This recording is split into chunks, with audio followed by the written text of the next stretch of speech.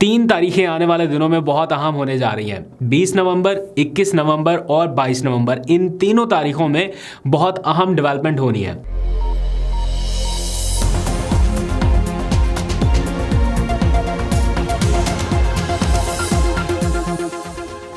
बिस्मिल्लाहिर्रहमानिर्रहीम, अस्सलाम वालेकुम। पाकिस्तान और दुनिया भर में देखने और सुनने वालों को अब्दुल कादिर का सलाम।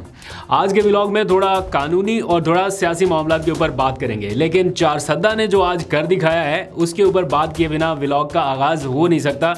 बिकॉज़ ऐसा लग रहा है कि जैसे लीडर लेस मुहिम अब शुरू हो गई है। लोग अब इस बात की परवाह किए बगैर कि कोई लीडर, कोई इमरान खान, कोई एमपीए, कोई एमएनए कोई आए उनको बताए, लोग अब निकलना शुरू हो गए हैं। और जिस तरह से चारसद्दा ने रिस्पॉन्ड किया एक दिन पहले और आज भी, और वो काबिल दीद है। और जिस तरह से कन्वेंशन का इनेकाद किया गया उसके ऊपर भी कुछ देर में बात करते हैं। प्लस इमरान खान साहब के अदालती मामलात, एक जज साहब जेल के अंदर गए, निकले, जैसे ही वो गए तो फिर दूसरे जज साहब आ गए, तो एक जज की बारी ख़त्म होती है तो दूसरे की शुरू हो जाती है, इसके ऊपर भी। और plus supreme court of Pakistan में अब उनकी ज़मानत का जो केस, जिसका मैं आपको पहले बता चुका था कि डायरी नंबर लग गया है, अब उस केस की तारीख फिक्स हो गई है।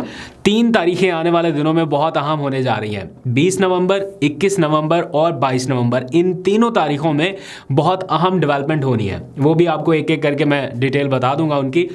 लेकिन पहले थोड़ी सी बात कर लेते हैं चारसद्दा कन्वेंशन के हवाले से, जिसे अहदे चारसद्दा भी कहा जा रहा है, जिसमें सब ने हाथ उठा के एक तरह से वही हल्फ दोहराया कि इमरान खान को वज़ीर आज़म बनाना है। इन हालात में सूरत-ए-हाल कहाँ जाएगी, मुश्किल लग रहा है स्पेस लेना पीटीआई के लिए। लेकिन जिस तरह से लोग रेजिस्ट कर रहे हैं और एक ऐसे माहौल में रेजिस्ट कर रहे हैं जहाँ पर इजाज़त नहीं है, जहाँ पर पाबंदी है, जहाँ पर गिरफ्तारियाँ हैं, छापे हैं, मुकदमात हैं, चादर चार दीवारी का तकद्दुस पामाल हो रहा है, क्या कुछ नहीं हुआ अभी तक सो फार।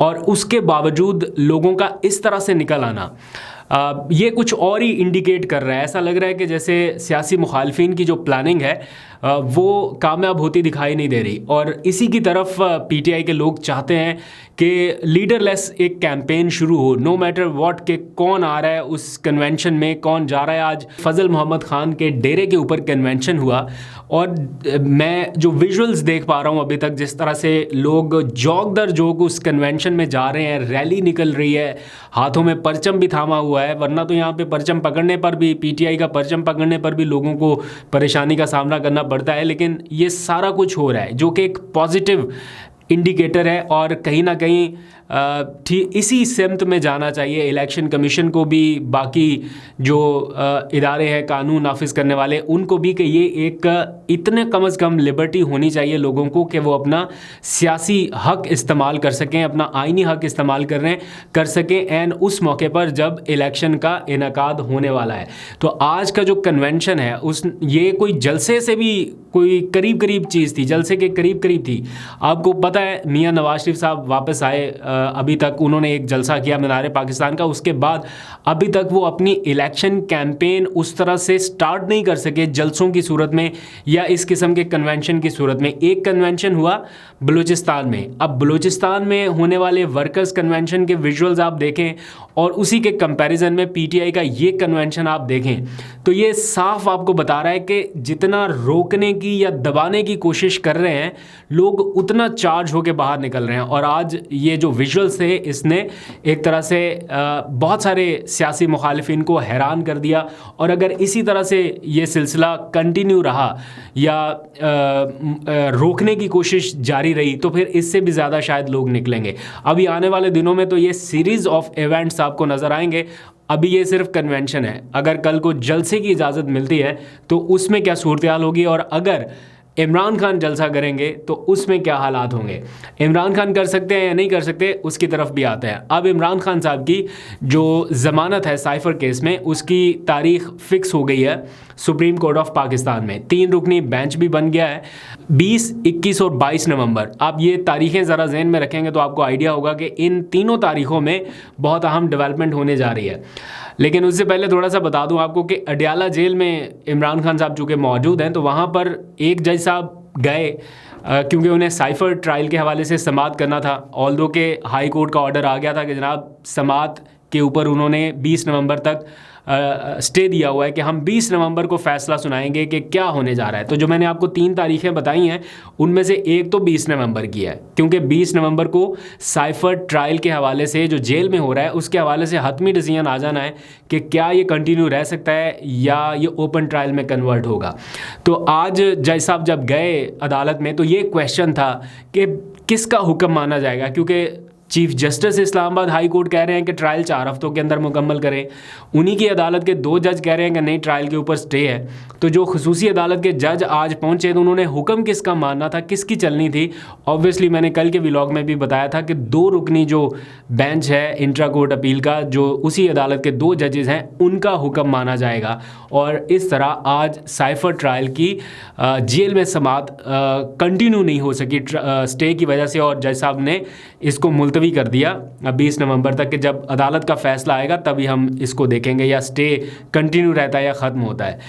तो 21 नवंबर को क्या होने जा रहा है, नवाज शरीफ साहब की जो अपीलें हैं उनकी सज़ा के हवाले से जो उन्होंने इस्लामाबाद हाई कोर्ट में दायर कर रखी थी वो समाअत के लिए मुकर्रर हो गया। दैट मीन्स कि अब उनके मामलात आहिस्ता आहिस्ता बरियत की तरफ जाते जा रहे हैं। एक आध समाअत शायद हो या शायद इसी समाअत में फ़ैसला हो जाए और उनकी अपीलें जो है वो मंजूर हो जाएं और वो अपने केसेस से बरी हो जाएं। ये भी एक सिनेरियो है। 21 नवंबर को ये डेवलपमेंट हो सकती है और 22 नवंबर को चेयरमैन पीटीआई इमरान खान की ज़मानत का केस सुप्रीम कोर्ट में फ़िक्स कर दिया गया है। काजी फायज़ ईसा साहब ने 3 रुकनी बेंच बनाया है। इस बेंच में सरदार तारिक मसूद शामिल है। उनके हवाले से कुछ लोग ये कहते हैं कि ज़मानत के मामलात में उनकी जो ऑब्जर्वेशन है टूवर्ड्स पीटीआई लीडर्स वो बड़ी है तो कानूनी, लेकिन उसमें ऐसा है कि कोई रिलीफ अभी तक मिल नहीं सका पीटीआई के लोगों को। तो उसके बाद असद कैसर की गिरफ्तारी, फिर खैबर पख्तूनख्वा में ज़मानतों के हवाले से उनकी एक जजमेंट मौजूद है, जिसके बाद पख्तूनख्वा में एक क्रैकडाउन लॉन्च हुआ दोबारा से गिरफ्तारियों का। तो ज़मानत के हवाले से वो बड़े स्ट्रिक्ट दिखाई दिए।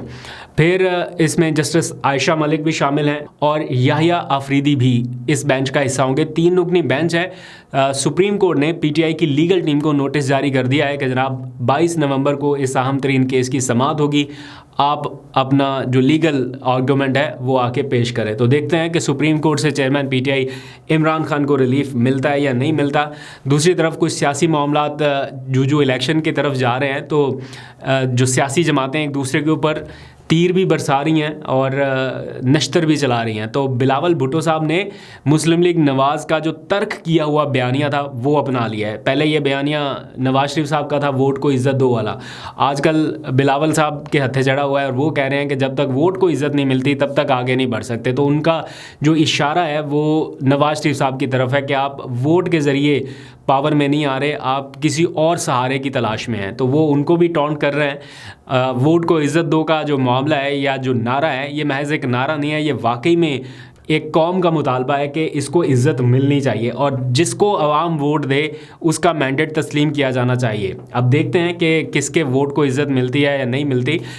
लेकिन इस सारे सिनेरियो में 4, 5, 6 मेन क्वेश्चंस हैं जिनकी तरफ सबकी नज़रें रहेंगी। मैं वो एक एक करके क्वेश्चन आपके सामने रख देता हूँ, जवाबात आपने कमेंट सेक्शन में देने हैं या फिर वक्त देगा उन सवालों के जवाब। पहला सबसे मोस्ट इम्पोर्टेंट क्वेश्चन, क्या इलेक्शन से पहले chairman PTI Imran Khan jail से रिहा हो सकते हैं या नहीं हो सकते? इसके लिए एफर्ट्स बहुत सारी हैं, लेकिन सूरत हाल मुश्किल इसलिए लग रही है कि अगर कारकुनान को आप देखें, खदीजा शाह को देख लें, आज भी उनको दोबारा से डिटेन किया गया 30 दिनों के लिए, हाउस अरेस्ट गालबन कर दिया गया एमपीओ ऑर्डर के तहत ज़मानत मंजूर होते ही।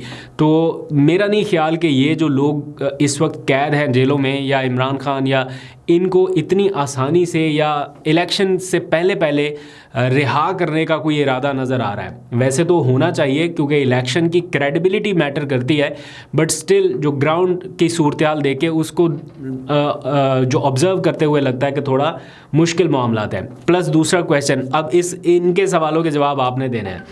क्या बल्ले का निशान बैलेट पेपर पर होगा या नहीं? ये सेकंड मोस्ट आस्क्ड क्वेश्चन है या डिस्कशन होने वाला दूसरा अहम सवाल है। फिर इसमें एक और डेवलपमेंट भी आहिस्ता आहिस्ता आती जा रही है कि क्या इमरान खान के ख़िलाफ़ गवाहों का कोई नया सिलसिला आ रहा है। कुछ 2-4 और लोग हैं, उनके बारे में इतलात आ रही है, जैसे उस्मान बुज़दार हो गए, कोई एक आध और भी हैं कि क्या वो कोई गवाही देने वाले हैं। उसके ऊपर भी डिस्कशन हो रही है। प्लस बुशरा बीबी के हवाले से क्वेश्चन है कि क्या वो भी बहुत जल्द गिरफ़्तार होने वाली हैं। अगर ऐसा होता है तो उसका इमरान खान के ऊपर या उनके स्टैंड के ऊपर क्या इम्पैक्ट पड़ेगा। प्लस नून लीग के हवाले से सवाल जवाब है कि क्या वो सादा अक्सरियत ले सकती है या ये महज एक दावा है। सादा अक्सरियत वाला मामला तो मुझे थोड़ा दूर लग रहा है, लेकिन मखलूत हुकूमत की तरफ अगर सारा कुछ भी उनकी फेवर में जाए तब भी सादा अक्सरियत नहीं, मखलूत हुकूमत जो PDM तर्ज की थी उसकी तरफ मामला जाता दिखाई दे रहा है। लेकिन अगर 4 सदा जैसे 2-4 और कन्वेंशंस भी हो गए तो फिर मामला जो है वो हाथ से निकल भी सकता है। आप लोग अपना फीडबैक ज़रूर दीजिएगा। अभी तक के लिए इतना ही। अपना बहुत सा ख्याल रखिए। अल्लाह हाफिज़।